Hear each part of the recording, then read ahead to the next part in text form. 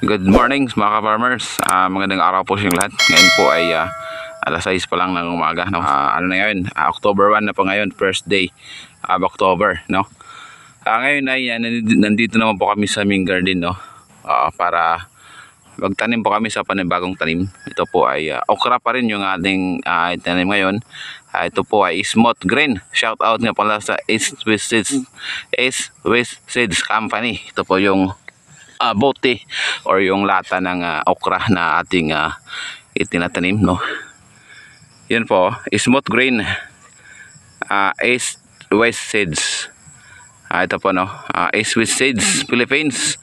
Shout out East West Seeds Company, no, and Philippines. Ito po talaga yung aming palaging tinatanim. Mula sa buto ng East West Seeds ay maganda po talaga yung ani, yung kita.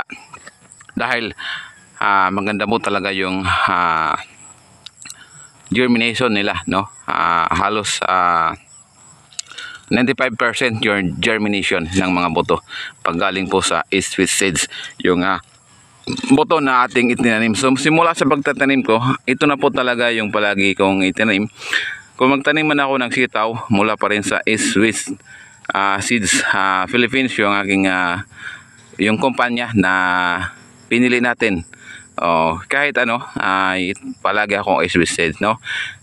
Kasi maganda talagang East West Seeds. Hindi naman ako nag-promote ng kumpanya, no? Itinuro ko lang po sa inyo kung ano po talaga yung company na binibili ko pamagitan ng mga boto nila or yung mga binhi nila, no? So maraming kumpanya ng mga buto na pwede natin pagpilian, no? Mayroon din Condor, mayroon din Harvest, no? Mga kumpanya niyan. So ito kasi yung nakasanayan namin. Pagdating sa okra, ito po smooth grain, East West Seeds Company or Philippines. Tapos yung sa sitaw naman, yung ginagamit namin na brand na company ay sinasabing yung Bongga variety mula din sa East West Seeds, no? So shout out. So ito na po yung aming panibagong pataniman dito. Ito kasi ito dati yung tinaniman ko namin ng okra. Umabot po dito ng 7 months yung pag-harvest namin. So ngayon, ito na rin ang panibago para po sa December na harvest para kumita naman tayo kahit papaano.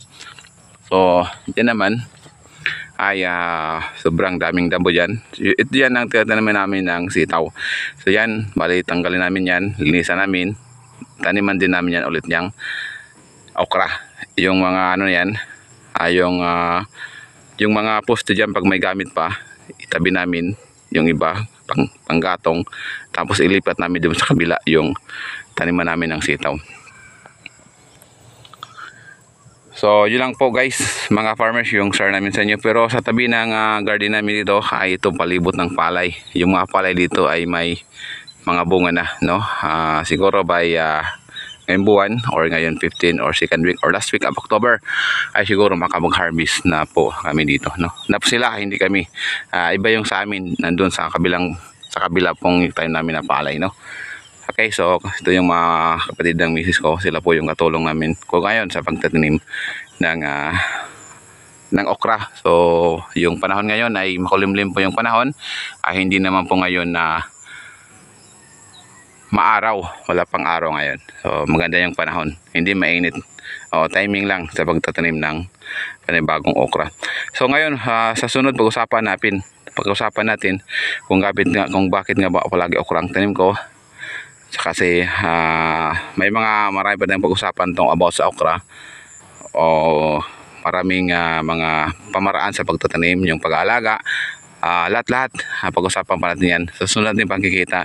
So ngayon ito lang muna yung ating i-share. So shout out na pala sa East West Seeds Company. Tatak East West, maganda talaga ang mga boto nila. Maraming salamat po and God bless us all. Happy farming. Bye-bye po sa inyong lahat.